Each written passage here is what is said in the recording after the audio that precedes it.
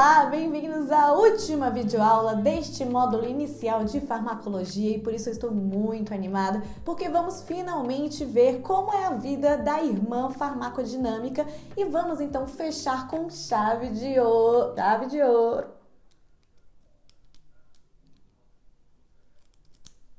Vamos fechar com chave de ouro essa primeira parte, que é uma base para o resto da farmacologia. No final do vídeo, eu vou falar algo que algumas pessoas pediram, eu relutei em fazer, mas vocês ganharam, então tem uma novidade boa aí para vocês. Então, vamos lá!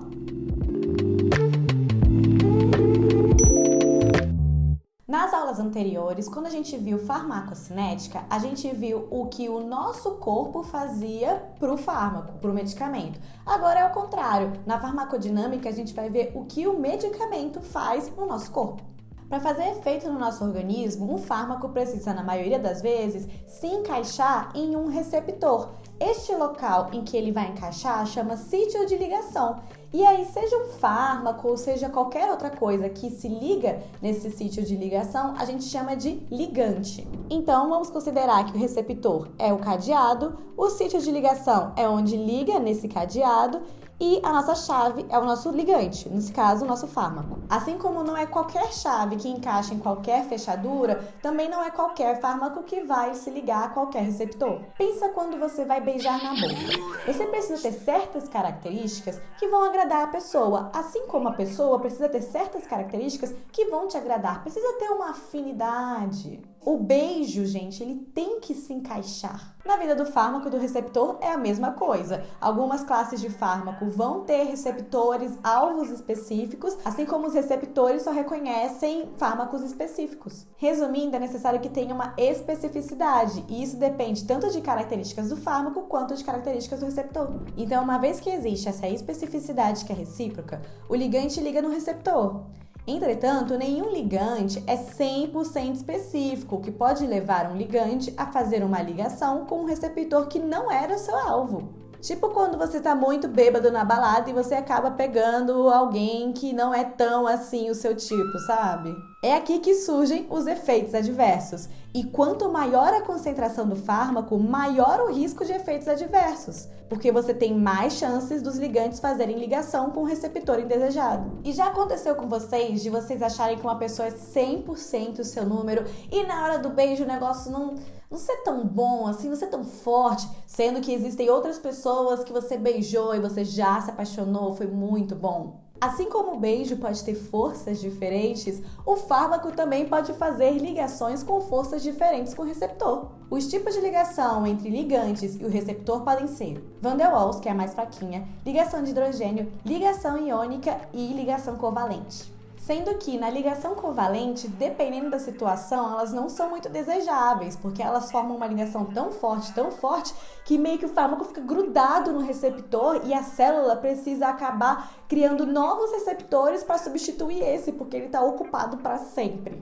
Mas nada é 8 ou 80, tá? Existem algumas situações em que você ter uma ligação covalente é sim interessante na farmácia. Alguns estudos mais recentes vêm mostrado alguns casos, então fique sempre de mente aberta. Os ligantes, então, podem ser de dois tipos, ou agonistas ou antagonistas. Os agonistas são aqueles que vão se ligar ao receptor, provocar alguma modificação nele e que, como consequência, vai gerar uma resposta, vai gerar um efeito na célula. Às vezes, esse efeito celular acontece em poucas etapas. Às vezes, para chegar nessa resposta celular que queremos, várias reações bioquímicas vão acontecer. Uma verdadeira cascata de reação vai se desencadear. É normalmente nessa parte de cascata de reação que a gente surta na farmacologia, porque é muita coisa para decorar, são muitas moléculas fazendo muita coisa, mas a gente vai ver tudo aos poucos, confia na mãe. Então, basicamente, os fármacos agonistas são aqueles que vão imitar, que vão mimetizar moléculas endógenas que já iriam ativar esse receptor.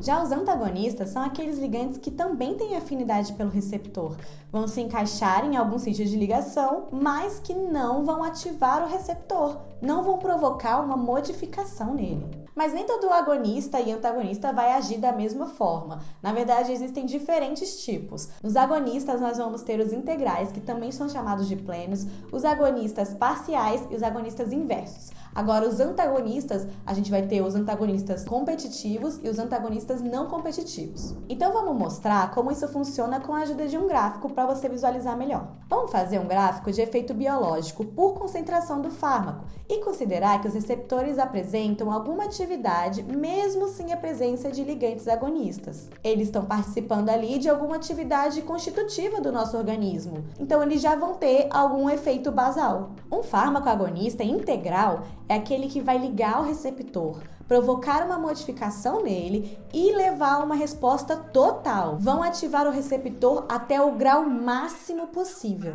Agora, um fármaco que é um agonista parcial vai se ligar ao receptor, vai provocar uma modificação nele, mas isso vai levar a uma resposta parcial e não uma resposta total, mesmo que ele consiga se ligar a 100% dos receptores disponíveis. E por fim, nós temos os agonistas inversos, que são aqueles que vão também se ligar ao receptor, mas que de vez ativá-los, vão estabilizar esse receptor numa forma inativa, abaixo da atividade basal dele. Para os antagonistas, vamos fazer um gráfico de efeito biológico igual ao anterior, por concentração, dessa vez, não de qualquer fármaco, mas especificamente de um fármaco agonista. O primeiro antagonista que eu quero mostrar para vocês é o competitivo, ou seja, esse antagonista é um ligante que compete pelo sítio de ligação do receptor com outros agonistas desse mesmo sítio. Uma vez que o antagonista competitivo consegue se ligar diretamente nesse sítio ativo, ele não vai ativar o receptor, ele não vai causar uma modificação nele. E muito menos vai levar a uma resposta biológica. Ele simplesmente funciona como uma rolha. Ele tampa o sítio ativo, o que faz com que um outro agonista que poderia perfeitamente se ligar ali não consiga fazer isso. Então o receptor é bloqueado. Esse agonista só vai conseguir ligar aqui eventualmente quando o antagonista se soltar do receptor. Então, se eu tivesse só o agonista sozinho, a minha resposta biológica seria da forma como vimos. Mas na presença de um antagonista competitivo, preciso de uma concentração maior dos agonistas para conseguir ter o mesmo efeito biológico, porque eles ficam competindo. Já os antagonistas não competitivos são aqueles que vão se ligar em outro sítio do receptor-alvo, o que leva a uma modificação do sítio ativo em que o agonista ia se ligar. Esses sítios que ele pode se ligar, que não são o principal, chamamos de sítios alostéricos. Por isso também esses antagonistas são conhecidos como antagonistas alostéricos. Falamos bastante sobre ligantes, mas vamos falar agora sobre os receptores? Na sua grande maioria, esses receptores são proteínas e existem 4 grupos principais. Os canais iônicos controlados por ligantes, os receptores acoplados à proteína G, receptores ligados às enzimas, que dependendo do autor esse nome pode mudar, então ele pode chamar, por exemplo, de receptores ligados a quinase correlatos. E temos também, por fim, os receptores nucleares. Os canais iônicos regulados por ligantes são aqueles que o ligante vai se ligar ao sítio ativo, vai causar a modificação desse receptor de forma que ele abra e assim é possível que diversos íons passem por dentro dele, como se ele fosse um túnel. Temos os famosíssimos receptores acoplados à proteína G, você vai ouvir falar muito deles, que também são transmembrana. Ou seja, eles atravessam a membrana 7 vezes, por isso parecem uma minhoquinha que vai e volta. Agarrado a esses receptores, a gente tem a proteína G, que é composta por 3 subunidades, chamadas alfa, beta e gama. A subunidade alfa fica ligada à molécula de GDP, quando estão em um estado inativo. Quando o ligante ativa esse receptor, a afinidade da subunidade alfa aumenta para GTP, então ela vai substituir, ela vai chutar o GDP por GTP. Essa troca leva a subunidade alfa a se desassociar das subunidades beta e gama, porque agora ela é autossuficiente, ela não precisa mais deles, ela encontrou o amor da vida dela, que é o GTP. Esses 2 complexos vão ter papéis interessantes interagindo com outras moléculas, o que, por fim, vai gerar um efeito celular, um efeito biológico. Existem 3 tipos de proteína G que são muito importantes para nós aqui na farmácia. A proteína GS, a proteína GI e a proteína GQ.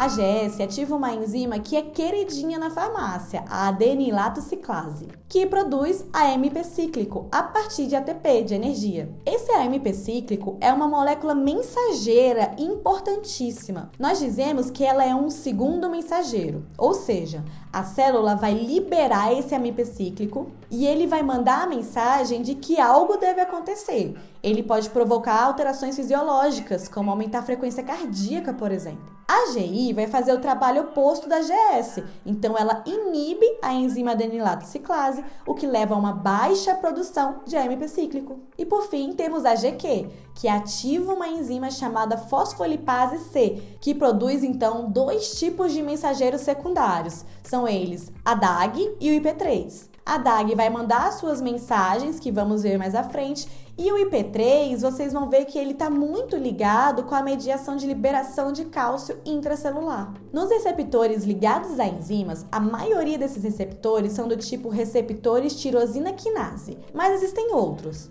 No caso da tirosina quinase, o nome já entrega tudo, viu? Toda vez que você vê que tem a quinase metida no meio, vai ter a festa da fosforilação. E a tirosina é porque esses receptores têm várias tirosinas. Então, quando você tem ligantes que se ligam a dois desses receptores, eles são ativados e a modificação neles leva à formação de uma conchinha de receptores. Eles formam um dímero, eles ficam juntinhos. Quando esse complexo é formado, acontece a fosforilação, graças à nossa bendita quinase. Agora, as proteínas inativas que estavam ali dando rolê pela célula podem se atrair a esses grupos fosfato nas tirosinas, se ligarem e se ativarem, levando a uma resposta celular. E por fim, temos os receptores intracelulares, ou seja, enquanto os outros que vimos estão na membrana celular, com uma porção externa, outra no meio, outra no pedaço de dentro, esse receptor aqui, ele está completamente dentro da célula. Então, o ligante precisa atravessar a membrana da célula para encontrar esse receptor. Esse complexo ligante-receptor pode viajar até o núcleo e se ligar ao DNA, modificando a expressão dos genes que vão levar à modificação de proteínas. Existem outros receptores, forma como essas células vão expressar esses receptores, o papel desses segundos mensageiros, são vários, então calma, a gente vai ver tudo com calma. Mas por enquanto eu acho que já foi muito bom para você conhecer a irmã farmacodinâmica. Então, o recado que eu quero dar é que há pedidos para facilitar a vida de vocês. Antes das aulas de farmacologia que vão vir, eu também vou dar videoaulas de fisiologia. Então, o ideal vai ser você assistir a aula de fisiologia antes da de farmacologia, porque assim você vai entender muito melhor farmaco e eu não preciso explicar o básico do básico em farmacologia, senão o vídeo fica com 30 minutos. Então, para não perder nada disso, não esquece de se inscrever. Se esse vídeo te ajudou, dá um like, compartilha com os seus amigos, eu tô até rouca. Se liga, fica ligada, hein? E eu tô com um plano aí de lançar vários materiais, principalmente de memorização, que é algo que vocês pedem. Se eu já tiver lançado alguma coisa, vai estar no primeiro comentário desse vídeo ou na descrição. E também não esquece de me seguir no Instagram e no TikTok para você aprender sobre medicamentos de uma forma bem simples. Até a próxima videoaula!